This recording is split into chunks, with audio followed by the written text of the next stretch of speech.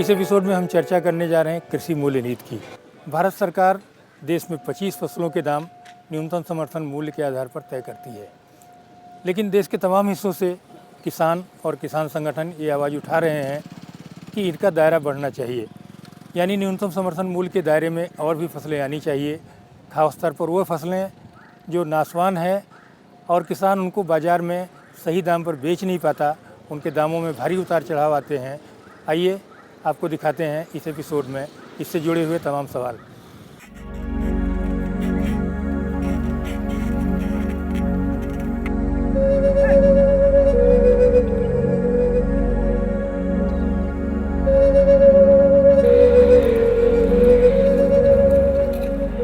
किसान यानी हमारे अन्नदाता। सरकारी योजनाओं में इनको राहत देने के लिए बहुत कुछ है, फिर भी ये भूखे और बदहाल हैं। कम पैदा करें तो मुसीबत और अधिक पैदा करें तो अधिक मुसीबत। मसला कपास का हो या गन्ने का, रबर का हो या फिर जूट का, वाजिब दाम न मिलने की शिकायत आम है। आलू, प्याज और टमाटर तो सड़कों पर फेंकने की मजबूरी है।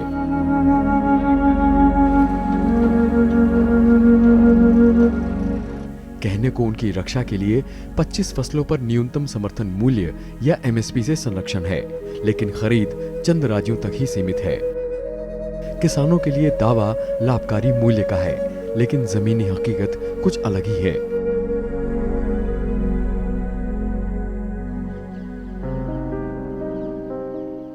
राज्यसभा में शीत सत्र में कृषि संकट को लेकर हुई विशेष चर्चा में सांसदों ने किसानों की बदहाली पर सरकार का ध्यान खींचा।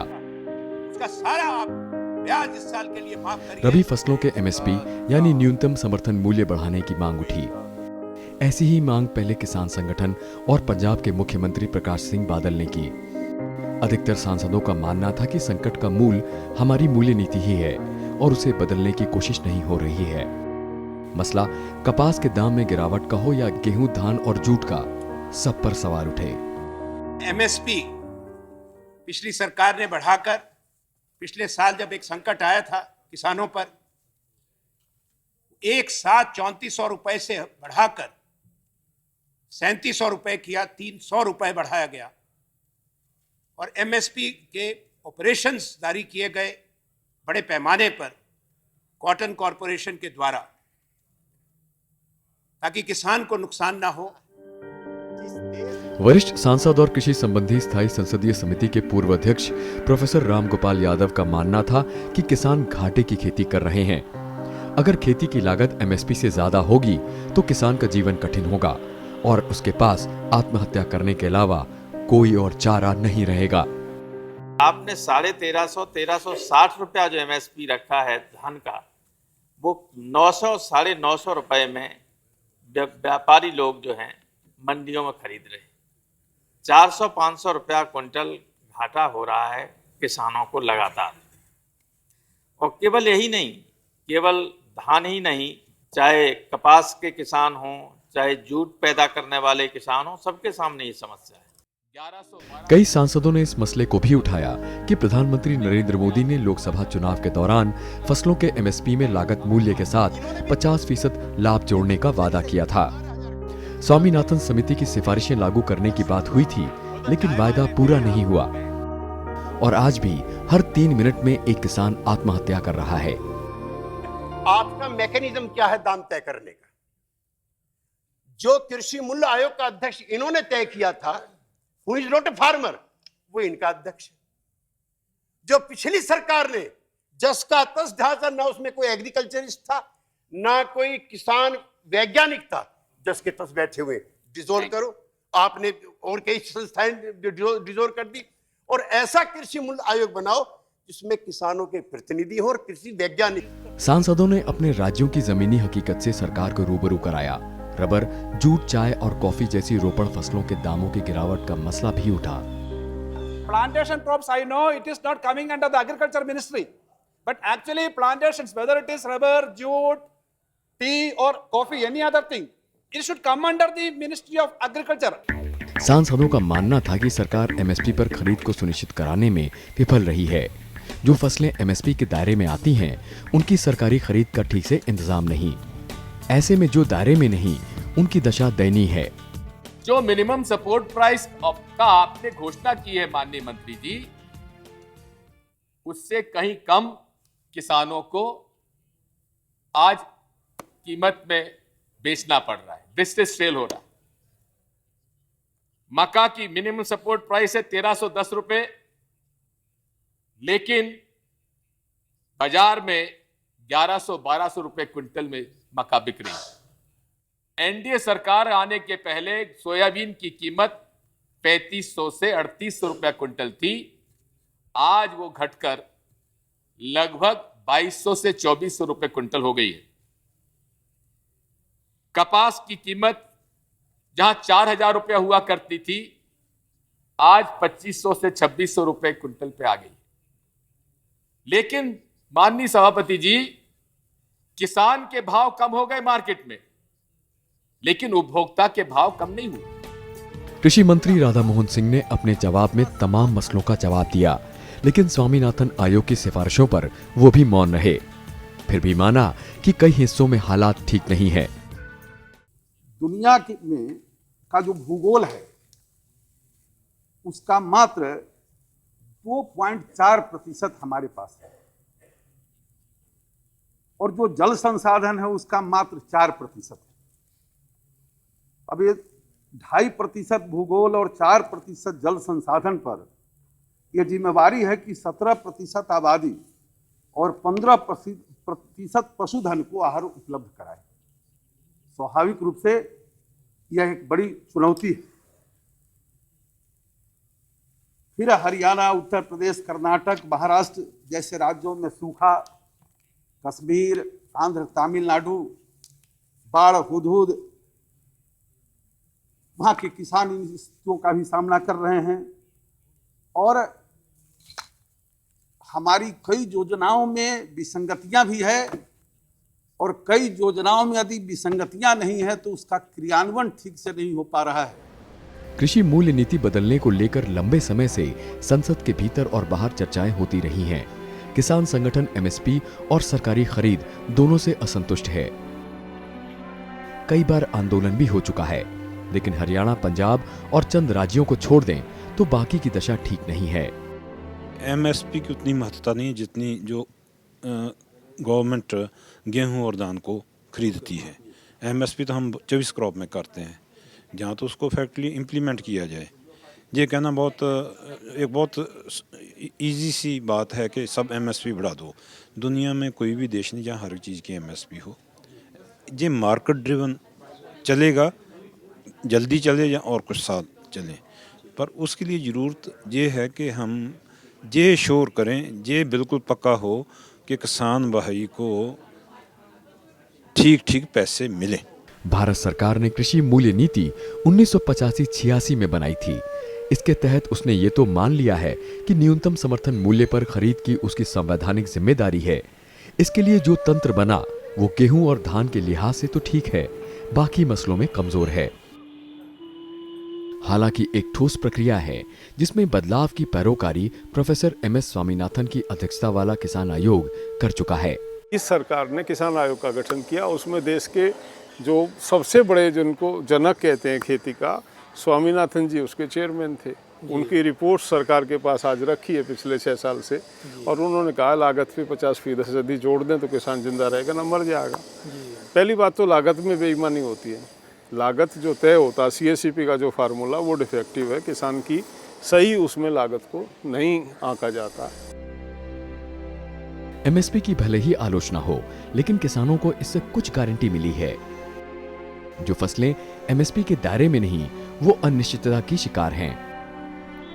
खास तौर पर सबसे छोटे 85% किसानों के लिए तो ऐसी फसलों में गंभीर संकट रहता है।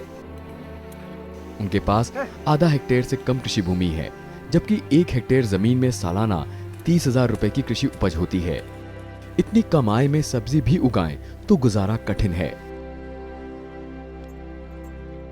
किसान अपने भाग्य के भरोसे जीता है। बैंक से कर्जे समय पर नहीं मिलते हैं, डीजल सस्ते दरों पर नहीं मिलते हैं, बिजली सस्ती दरों पर नहीं मिलते हैं। कृषि ही हमारा सबसे बड़ा उद्योग है, रोजगार के साधन हैं।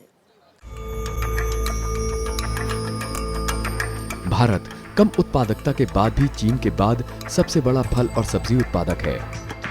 चीन और अमेरिका के बाद ये सबसे बड़ा खाद्यान्न उत्पादक देश हो गया है। बीते 5 दशकों में गेहूं उत्पादन 9 गुना और धान उत्पादन 3 गुना बढ़ा है, लेकिन खेती की लागत लगातार बढ़ रही है। ऊपर से मजदूरों की भारी कमी। छत्तीसगढ़ जैसे धान की कटोरी की दशा भी बुरी है। किसानी में का गाड़ा है, बैला है, मजदूर है, ये सब टाइम देख देख के मिलते हैं। अभी भी किसानी के समय लगे है तो मजदूर घुल नहीं मिल पाए। काहे पलान में बहुत आदमी पलान में खिंचा जाते हैं। हाँ, जेंट्स लोग, लेडीज लोग हल्का फुल्का है, यही मन मिलते तो का करे, अपन कैसनो करके कर चला नहका लगा थे। लंबे समय से किसान संगठन 1969 को आधार वर्ष मानते हुए फसलों का दाम तय करने की वकालत कर रहे हैं। राजीव गांधी के प्रधानमंत्री काल में नई कृषि मूल्य नीति बनी। वहीं 1990 में वीपी सिंह सरकार ने CH हनुमंतप्पा कमेटी बनाई। बातें और वादे तो बहुत हुए, लेकिन जमीनी हकीकत कुछ और ही है।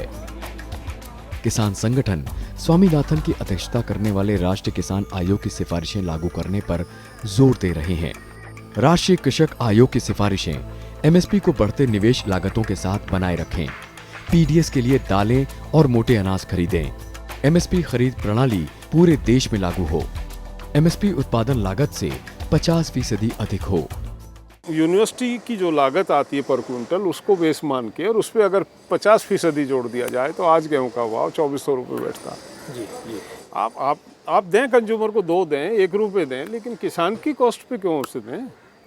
किसान को मार के आप देश को 65% लोगों को मार के 14% को जिंदा करने की बात करेंगे तो कैसे देश चलेगा?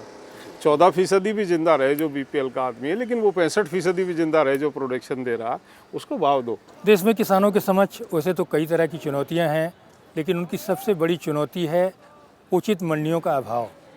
जब भी फसल कटने के समय आते हैं, उस समय बाज़ार में अचानक उनके उत्पादों के दाम गिर जाते हैं और उनको समर्थन नहीं मिल पाता। सरकार की न्यूनतम समर्थन मूल्य की मंशा भी यही थी कि उनको एक वाजिब मूल्य मिल सके और उससे अधिक दाम मंडियों में न गिरे। लेकिन सच ये है कि मंडियों की दशा बहुत अच्छी नहीं है और भंडारण की व्यवस्था तो और भी खराब है। देश में 25 फसलों के MSP तय करने का काम कृषि लागत और मूल्य आयोग या CACP करता है। उसकी सिफारिश पर भारत सरकार रबी और खरीफ की MSP घोषित करती है। 1965 में गठित CACP में अध्यक्ष और सचिव समेत 7 सदस्य हैं। शुरुआत में 8 प्रमुख जिंसों की MSP से दायरा बढ़ता रहा। 1995 में राम तिल और 2001 में मसूर को भी शामिल कर लिया गया। सरकार का दावा है कि इसके तहत कवर की गई फसलों का योगदान करीब 60% है और शेष बची 40% फसलों में अधिकांश अन्य जिनसें और बागवानी उत्पादन है, जिनको संरक्षण देने के लिए मंडी हस्तक्षेप योजना है। MSP के दायरे में शामिल प्रमुख फसलें धान, ज्वार, बाजरा, गेहूं, चना, अरहर, मूंग, उड़द, मूंगफली, सरसों, सूर्यमुखी, सोयाबीन, गन्ना, कपास, जूट, नारियल और तिल हैं। जो फसलें MSP के दायरे में आती हैं, जब वो बदहाल हैं तो जो बाहर हैं उनकी दशा समझी जा सकती है। कई फसलों को MSP के दायरे में लाने के लिए राज्य सरकारें कोशिश कर रही हैं। संसद की कृषि संबंधी स्थायी समिति ने सन 2005 में सिफारिश की कि प्रमुख नगदी फसलों के साथ हर राज्य की 1-2 प्रमुख फसलों को इसमें शामिल किया जाए। CACP लागत तय करने को कृषि विश्वविद्यालयों और दूसरी एजेंसियों सहित 5,800 केंद्रों से आंकड़े जुटाता है। फिर भी जो मूल्य तय होता है वो किसानों को आंखों नहीं सुहाता, क्योंकि अलग अलग खेती की लागत में भिन्नता है। खेती की लागत तय करने का मुख्य पैमाना उत्पादन लागत और निवेश मूल्य में परिवर्तन, बाजार मूल्य की प्रवृत्ति, मांग और पूर्ति की स्थिति, औद्योगिक लागत संरचना पर प्रभाव और सामान्य मूल्य पर असर। देखिए, किसान को चाहिए ज़्यादा इनकम, ठीक है, हर आदमी को अच्छी इनकम चाहिए।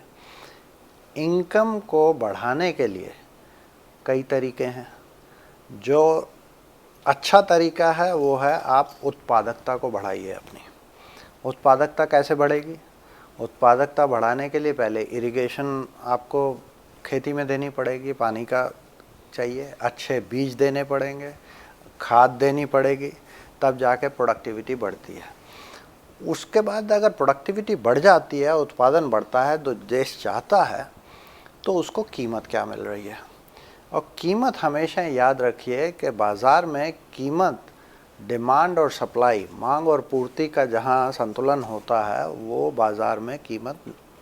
देश के तमाम हिस्सों में सक्रिय किसान संगठनों और किसानों का मानना है कि मौजूदा मूल्य निर्धारण का पैमाना वाजिब नहीं है और उससे किसानों को उचित मूल्य नहीं मिल पाता। इसी नाते कृषि लागत और मूल्य आयोग को अपने पैमाने को बदलना चाहिए और ऐसा बनाना चाहिए ताकि देश के किसानों को अपने फसल का सही दाम मिल सके। फिलहाल लेते हैं एक छोटा सा ब्रेक और उसके बाद आपको दिखाएंगे कि किसानों के समक्ष और किस तरह की समस्याएं हैं। देश के तमाम किसान संगठन ये मांग कर रहे हैं कि 1967 को आधार वर्ष मान करके कृषि मूल्य तय किए जाएं। उनका मानना है कि 1967 के बाद जिस तरह से तेल साबुन से लेकर तमाम उत्पादों के दाम बढ़े हैं, उस तरह से कृषि उत्पादों के दाम नहीं बढ़ पाए हैं।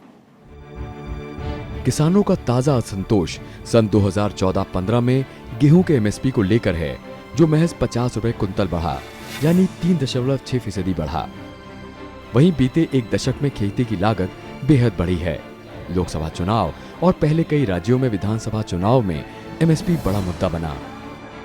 गेहूं धान को छोड़ दें तो सरकारी खरीद तंत्र भी तमाम राज्यों में कमजोर है।